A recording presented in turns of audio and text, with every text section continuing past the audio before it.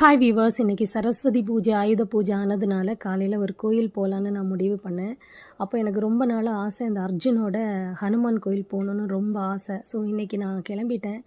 ஐயோ, அவ்வளோ அழகான ஒரு கோயில்.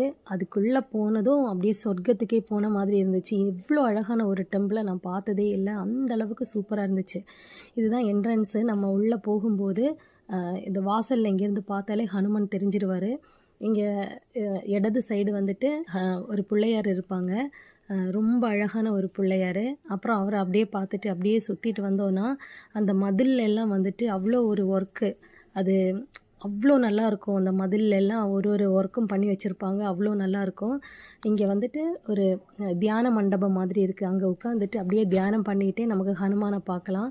இந்த செவுத்துல எல்லாம் இந்த மாதிரி சஷ்டியெல்லாம் வரைஞ்சி அழகாக இருக்கும். அது அப்படியே பார்க்கவே அவ்வளோ பீஸ்ஃபுல்லாக இருக்கும்.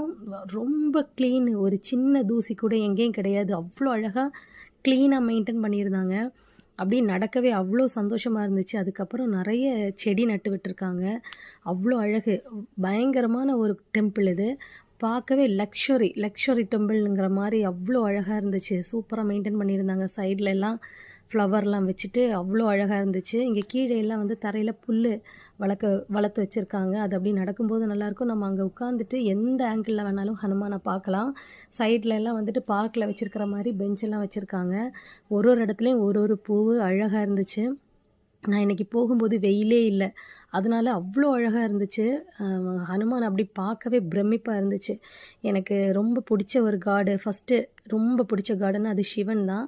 இப்போ ஒரு ரீசெண்டாக ஒரு 2 வருஷமாக அந்த லிஸ்ட்டில் முருகனும் வந்துட்டார். முருகனும் ரொம்ப பிடிக்கும். ஒரு வருஷமாக எனக்கு ஹனுமானும் ரொம்ப ஃபேவரட் ஆயிட்டாங்க.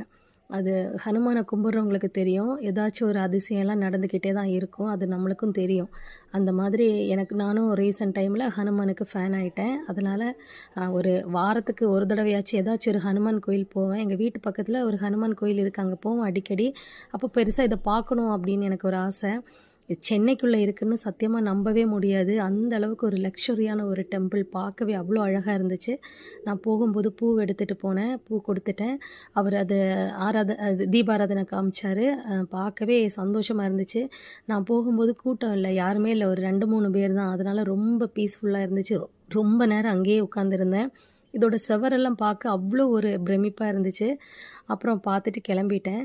அங்கேருந்து வரவே எனக்கு மனசு இல்லை. நீங்கள் சென்னையில் இருந்தீங்கன்னா கண்டிப்பாக ஒரு டைம் ஆச்சு இந்த கோயிலை விசிட் பண்ணுங்கள். ஏன்னா அவ்வளோ ஒரு எக்ஸ்பீரியன்ஸ் கிடைக்கும். அதாவது மனசுக்கு அப்படி ஒரு நிம்மதி, அவ்வளோ ஒரு சந்தோஷம்.